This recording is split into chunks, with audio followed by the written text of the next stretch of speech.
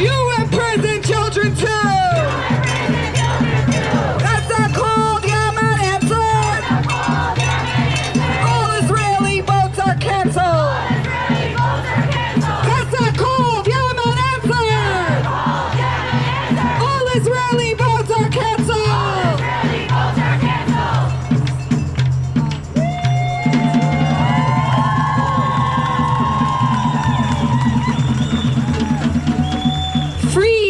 Free Palestine! Free Palestine! Free Palestine! Free Palestine!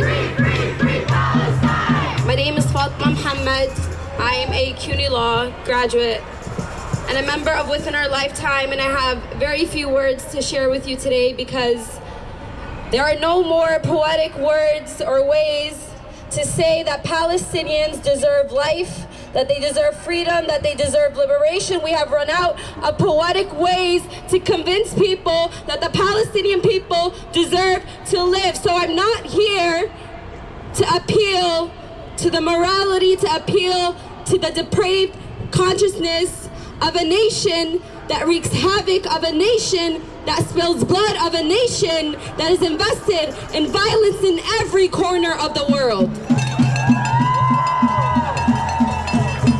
It would be naive of me, it would be naive of you to be guided by the morality, by the consciousness of a nation that not only committed a genocide against its indigenous people that continue and still exist and resist today, but also a nation that enslaved black and brown people for centuries. Of a nation that bombed Yemeni children in school buses, of a nation that is invested in genocide, invested in death, invested in destruction. So do not let the United States of America, do not let their foreign policy dictate your morality, dictate your actions, because so long as there been a revolution on the opposing side of humanity, of justice, the United States imperial power exists.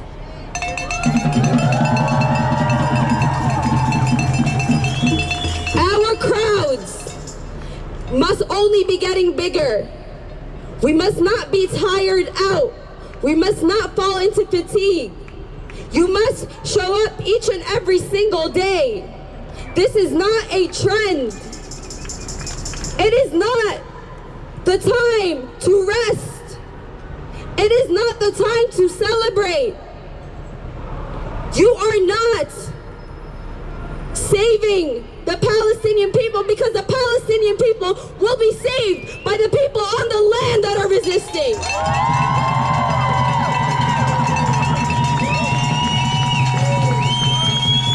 But you must hold yourself accountable, because it is your tax dollars that are paying for those bombs. It is your tax dollars that are paying for every bullet. It is your tax dollar that is invested in this genocide, so you cannot separate yourself, you cannot distance yourself.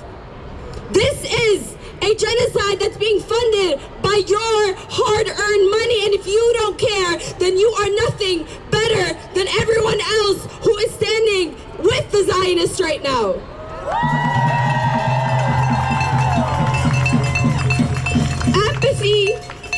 Apathy is just as violent. Apathy is just as violent when you are scrolling on your Instagram, watching Palestinian families be burned to their death, when you are watching these children suffer alone without their families, when you are watching Palestinian men be stripped naked and killed, and you go about your day as though you have seen nothing. What does that mean? It is an indictment of our humanity. It is an indictment of our faith. It is an indictment of who we are as people.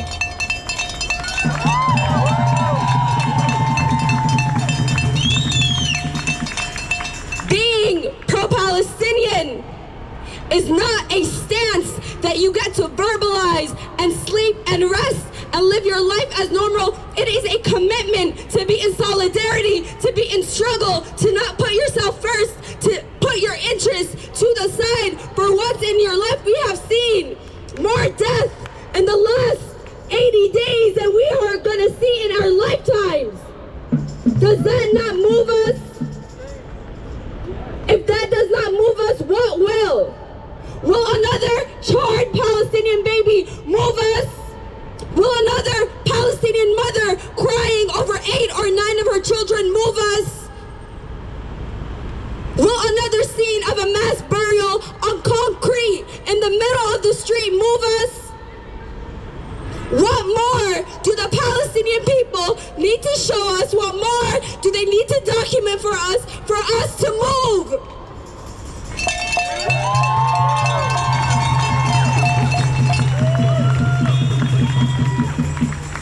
It is not enough to post on social media, though that is extremely important. It is not enough.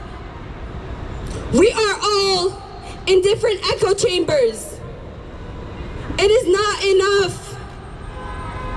We must do more. We must give more because it is our money that is funding this. This violence is being done in our names, and every single time we bite our tongue, every single time we choose silence, we are aiding and abetting further and further and further. It is not okay. Do not become desensitized. We are not supposed to be witnessing charred, mutilated children. We are not supposed to be witnessing people's bones. And more than that, they should never have to endure this violence, but they do because we pay for it, because we are so caught up in our lives that we think we can separate ourselves from this violence. But we cannot. We must not. You are the Zionist entity's biggest nightmare because you,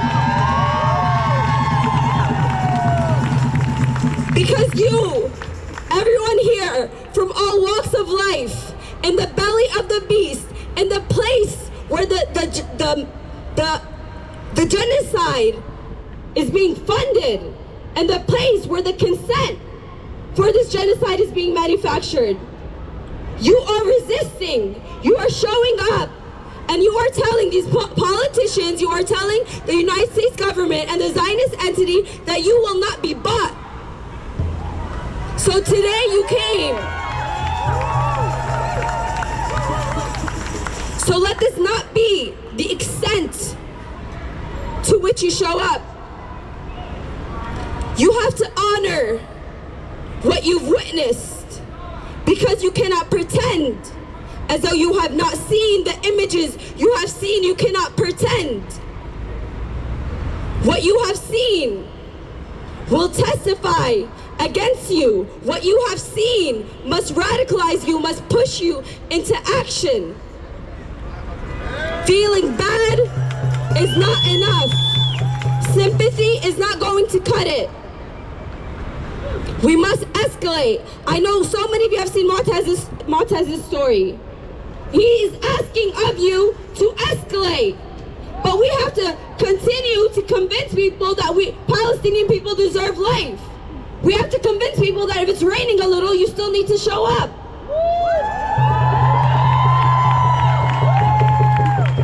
So next time, bring 10 of your friends. Next time you're in a classroom, organize that classroom. Next time you're in an institution, pass BDS. Next time you're in a workplace, make sure you get unionized and pass BDS. Do not let them buy your silence. Do not stand in the wrong side of history.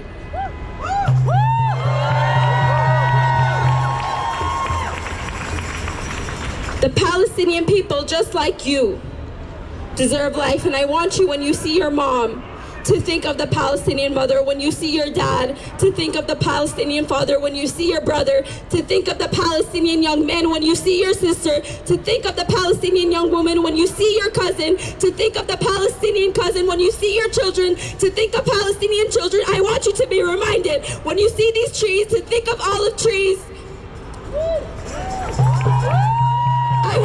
you. When you go to a hospital to think of a Shifa hospital, I want you, when you see journalists, to see Montez and Bisan and every journalist sacrificing their sanity and their life to show you, I want you to think of them every single time. I want you to understand that you are complicit, but that you have power. That you have power, and they are trying to convince you that you do not. They are banking on you to be in defeat, to be in despair, because that is the easiest way to manipulate you, to put you on a circle of wondering what can you do, but you can. And this is step one.